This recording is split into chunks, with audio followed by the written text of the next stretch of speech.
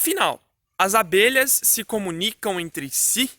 Essa é uma pergunta que muito meliponicultor faz para descobrir como elas se localizam tão rapidamente, como elas localizam as fontes de alimento tão facilmente e como as outras abelhas sabem que lá tem uma fonte de alimento. Bom, eu estava lendo uma pesquisa do Paulo Nogueira Neto, um livro de 460 páginas, eu estou na página mais ou menos na página 100, e nessa página eu descobri, tem um capítulo falando sobre a localização, a como as abelhas utilizam métodos para localização para se dar bem nessa procura, nessa busca por alimento, por fontes de própolis e por locais novos para nidificação.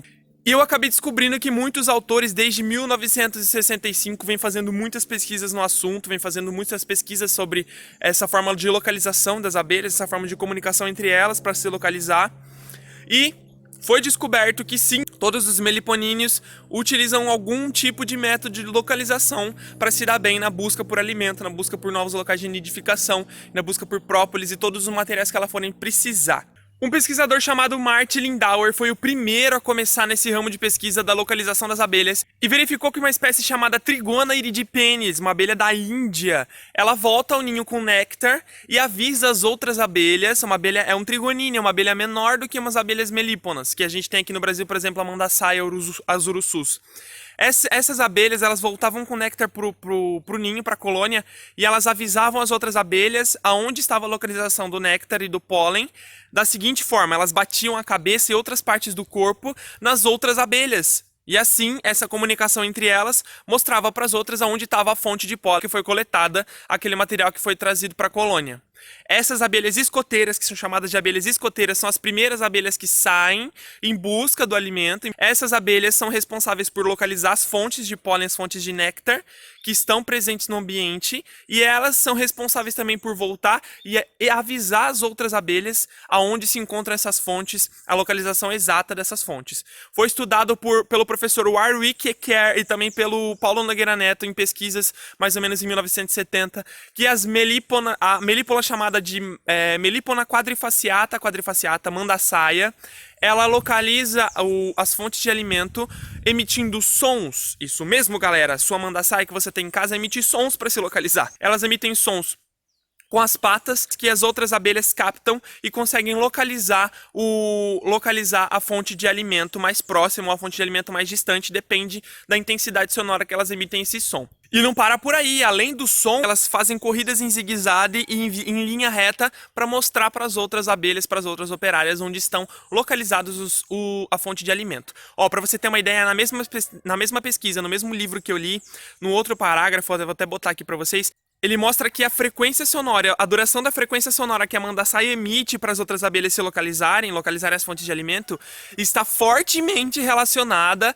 com a distância da fonte de alimento até o enxame. Para você ter uma ideia, ó, se a frequência sonora dura 0,4 segundos, é porque a fonte de alimento está mais ou menos 100 metros de distância. Agora, se a frequência sonora durar 1,5 segundos, é porque a fonte de alimento está mais ou menos 700 metros de distância. E é seguindo esse parâmetro da duração da frequência sonora que elas emitem, que as outras abelhas operárias sabem onde está localizada a fonte de alimento, a fonte de néctar, pólen, ou a fonte de própolis, ou até mesmo a localização de um possível ninho novo, que as abelhas pioneiras, as abelhas escoteiras, que a gente chama, regressam e avisam e informam as outras abelhas. Essa é a forma que a mandaçaia usa para se localizar, mas ainda não acabou, tem mais uma forma de localização que eu quero mostrar para vocês, dá só uma olhada. A terceira forma de comunicação entre as abelhas que eu queria mostrar para vocês é uma forma que ainda está em estudo, eles ainda não tiveram conclusões formadas sobre essa forma de comunicação, mas existem pesquisas sim que comprovam que isso é eficiente, que as abelhas usam essa forma de comunicação entre si. O que elas fazem? Ó, o estudo começou com abelhas pioneiras que iam até o local onde está o néctar e o pólen, e elas eram realmente marcadas com corante para saber quais são essas abelhas pioneiras. Depois que as abelhas pioneiras regressavam, elas emitiam sons e elas faziam a apresentação, uma dança em zigue-zague que mostrava para as outras onde estava a localização da fonte de alimento. mas elas usavam outra forma de comunicação. A abelha que localizou, a abelha pioneira, a escoteira que foi, localizou e voltou e informou as outras, ela levava as outras operárias até a localização. Então ela ia na frente e as outras operárias seguiam o rastro dela até chegar no local. Essa é a forma de comunicação usada em algumas espécies de abelhas estudadas na Ilha do Panamá. A Ilha do Panamá, eles estudaram umas 2 espécies de abelhas e essas 2 espécies usaram essa forma de comunicação. Mas essa forma de comunicação foi elaborada e elas passaram a seguir rastros de cheiro. As abelhas começavam a deixar rastros de cheiro secretados por uma glândula anal. Elas secretavam rastros de cheiro a cada 20 metros, mais ou menos, por uma glândula anal fazendo zigue-zague, assim, ó, zigue-zague. Uma árvore fazendo em outra zigue-zague, assim. E as outras abelhas seguiam um rastro de cheiro sem ter que acompanhar a abelha pioneira, porque muitas vezes elas se perdiam. Elas perdiam a abelha pioneira e aí o enxame se perdia e aí teria que voltar para a colônia e teria que ser avisado da localização novamente. Então elas começaram a emitir rastros de cheiro que faziam com que as outras seguissem esse rastro e chegassem até a fonte de alimento, a fonte de néctar e pólen mais próxima. Essas 3 formas que eu falei, os rastros de cheiro e seguir a abelha pioneira, que são uma forma.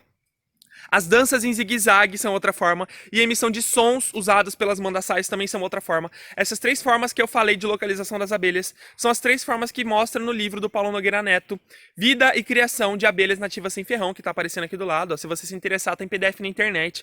É um livro muito bom se você está querendo estudar sobre meliponicultura, se você está querendo aprender mais sobre o mundo das abelhas sem ferrão. É um livro completo. Paulo Nogueira Neto foi um dos maiores pesquisadores de abelhas sem ferrão do Brasil, junto com o professor Rawick e junto com outros estudiosos do ramo. Então eu super recomendo esse livro, já tô na página 100 e pouco, e o pouco que eu li foi muito informativo para você que está começando ou para você que já é experiente, vale muito a pena ler esse livro, que as informações realmente são muito fundadas e baseadas em pesquisas científicas muito estruturadas, que eu achei muito interessante. E é um embasamento muito bom para eu mostrar para vocês essas informações. Então se você se interessar, vou deixar o link para baixar o PDF aqui na descrição, tá bom? Vai lá, baixa o PDF e começa a ler. Gente, vocês viram que interessante? As abelhas sem ferrão, assim como as apis mellíferas, também se localizam, também mostram para as outras a localização de locais novos para o ninho, localização de fontes de alimento. Eu não sei se você já viu, mas existe um vídeo na internet que mostra uma apis dançando, fazendo uma espécie de dança. Ó, dá uma olhada só nesse vídeo, ó. Esta abelha retornou após encontrar uma nova fonte de néctar e vai contar às outras sobre isso.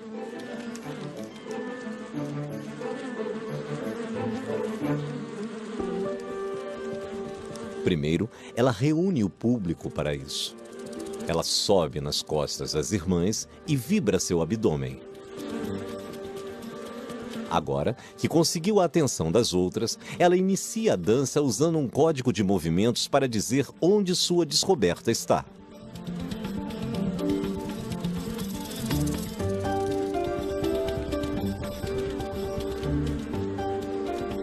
A duração da dança indica a distância até a fonte de néctar. Quanto mais longa a dança, mais longe está a flor.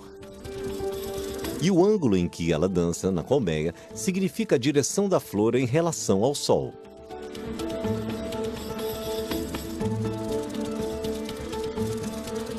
Suas instruções são muito precisas e podem demarcar uma fonte de néctar a mais de 6 quilômetros de distância.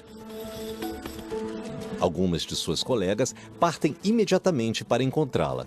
E aí, o que você achou desse vídeo? Interessante essa abelha dançando, né? Bom, agora você sabe que isso é uma forma de comunicação entre as abelhas. Agora você sabe que elas utilizam sim formas de comunicação entre elas. E você sabe quais são. São essas 3 as principais formas de localização estudadas pelos pesquisadores de meliponicultura no Brasil e fora do Brasil. Também foi estudado isso.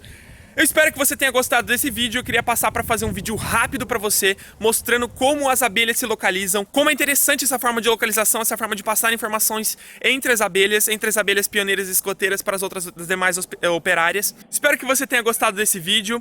Se você gostou, já curte o vídeo, se inscreve no canal. Lembra do vídeo passado que eu falei para vocês que é muito importante vocês se inscreverem no canal, porque assim o YouTube vai entender que o nosso conteúdo é um conteúdo de qualidade e vai começar a distribuir mais os nossos vídeos. E assim a gente vai ter mais e mais abelhudos de plantão no nosso canal. Fique aguardando novos vídeos e novas atualizações que são postados toda quarta e todo sábado no canal e na página no Instagram do Abelhando Mundo Afora. Segue lá se você não está inscrito ainda.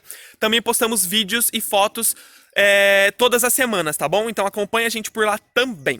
Um grande abraço do maior abelhudo de todos. Eu vou ficando por aqui, mas até o próximo vídeo, hein? Falou, tchau!